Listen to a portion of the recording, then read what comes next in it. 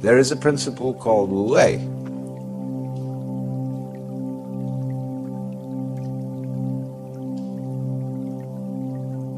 And this means, Wu means none or not, no, negation.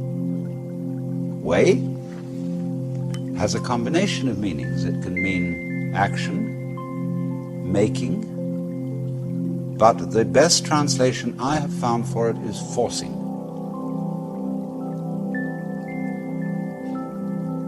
And so Wu Wei is the principle of not forcing in anything that you do. Now we know when we watch any performance of an artist, be it a dancer or an actor or a musician, we know immediately when the performance is forced. And we say it doesn't ring true, it's too artificial, it doesn't seem to be natural. Many people who study the Taoist doctrines think that Wu Wei means do nothing, in the sense of laissez-faire, be lazy, always be passive. It doesn't mean that. There is a time for action. When you study judo, you use muscle only at the right moment. When your opponent is hopelessly overextended and off balance, and you add a little muscle to it and you throw him across the room. But only then. You never use muscle at the wrong moment. For as Shakespeare knew perfectly well, there is a tide in the affairs of men which, taken at its flood, leads on to fortune. And so Wu Wei is based on knowledge of the tide, the drift of things. Get with it. Wu Wei is the art of sailing rather than the art of rowing. So, if you say now, one of the most famous sayings in the Lawiy book is superior virtue has no intention to be virtuous, and thus is virtue. Inferior virtue cannot let go of virtuosity, and thus is not virtue. So one could also say, the real Wu Wei is not intentionally Wu Wei, and so is Wu Wei. But inferior Wu Wei so tries to be Wu Wei that it isn't. In other words, this is saying Wu Wei is not a matter of cultivated passivity or even of cultivated spontaneity. Because there are people who think that they are released, that they have realized that they are the Tao, as all of us in fact are, or that you are, to put it into Vedanta terms, every one of us is the Brahman, the eternal self of the universe, beyond all description or classification or thought. And you say, okay, baby, I'm that. Now I'm going to have a ball. Well, what kind of a ball do they have? Well, what they do is they look up the rules on which society runs and do the opposite. Well, that's still running by the rules of society. And it's the mirror image in reverse. That's not spontaneity. You have to be able to realize that you don't know what you really want to do until you are very quiet. And it tells you. So, to quote Jesus, unless you become again as a child, you cannot enter the kingdom of heaven. And if you read the Bible, incidentally, which is a very dangerous book, as I'm going to be demonstrating in Playboy this December, but understand heaven in a very literal sense, space. See, we are in heaven now. because the earth is a spaceship and heaven is space.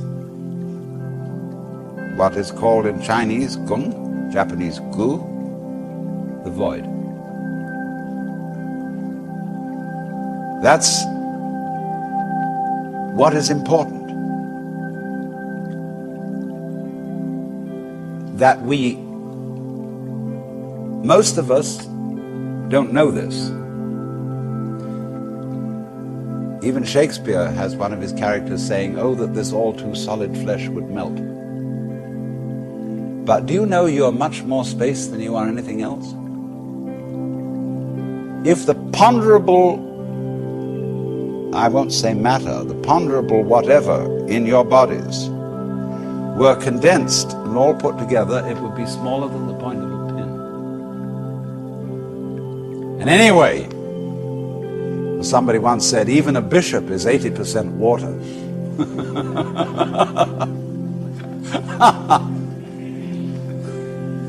We are airy nothings.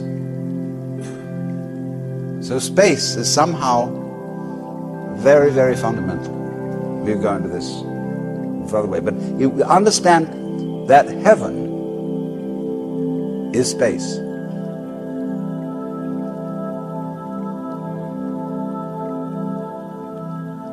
And all those references in those nursery rhymes that we learned as children, which were the hymns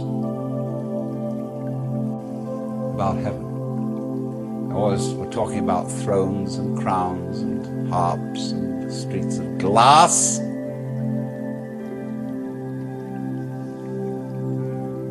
Crystals,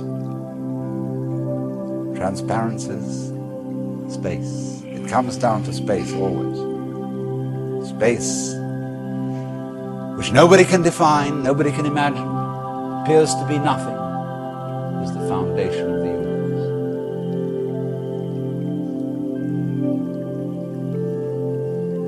But you have to become again as a child to see that. Now you know, go back to your childhood. What were the fascinating things? What's out there? What's beyond the stars? How long does it go on? And Mama said, it goes on always and always and always. The child wonders.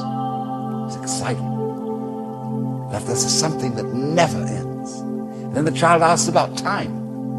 How long ago is long ago? Well, the Bible says that in the beginning God created the heaven and the earth. Well, what did God do before he did that? Well, as one person said, he sat up thinking punishments in hell for people who ask silly questions. But still, that is only a joke. And the child thinks of God going back and back and back forever. Never beginning. So in the same way you think about death. Go to sleep and never wake up. Never.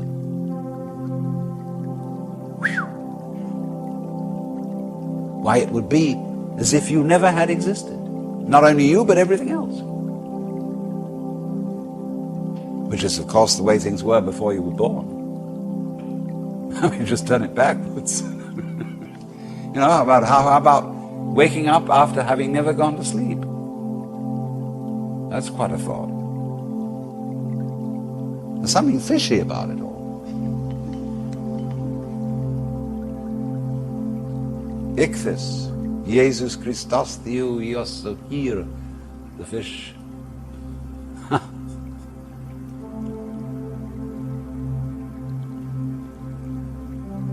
So we get a funny feeling when we think those questions really through. Very funny feeling.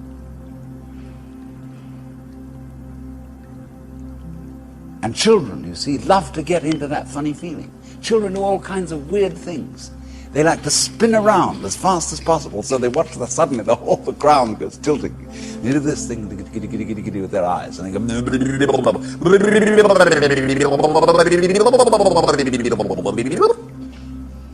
and they make faces and test out their bodies in all sorts of funny ways, because they know from the beginning that the world is weird.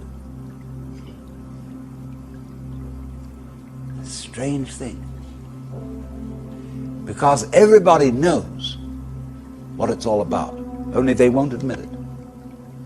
Being brought up is being taught not to admit it, because you know very well what's going on. But in order to find out once more as an adult, you have to become again as a child. So what does that involve?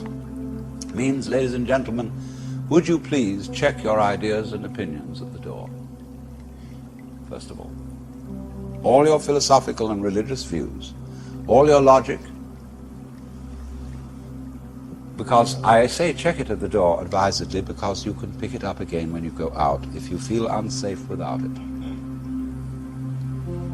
I'm not trying to argue you out of your opinions and views. I'm merely suggesting that for the sake of an experiment, you temporarily suspend them. And view what is as if you didn't even know how to talk. Red is not red, blue is not blue. Hard is not hard, soft is not soft. Male is not male, female is not female. There is just this jazz.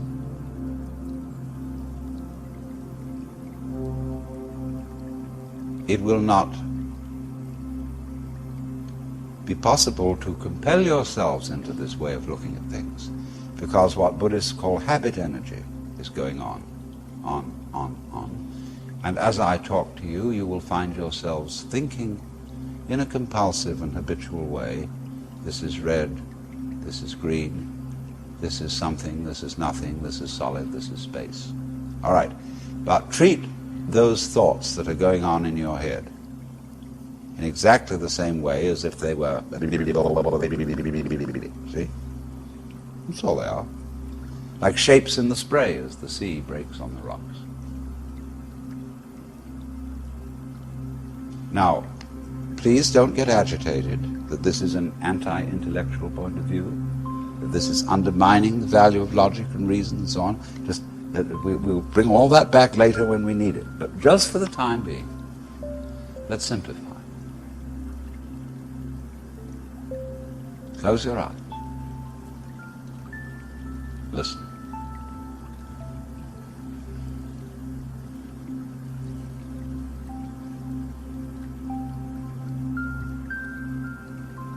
What is? What do you really and truly, honestly, hear? Don't name it. Just as if it were music. Classical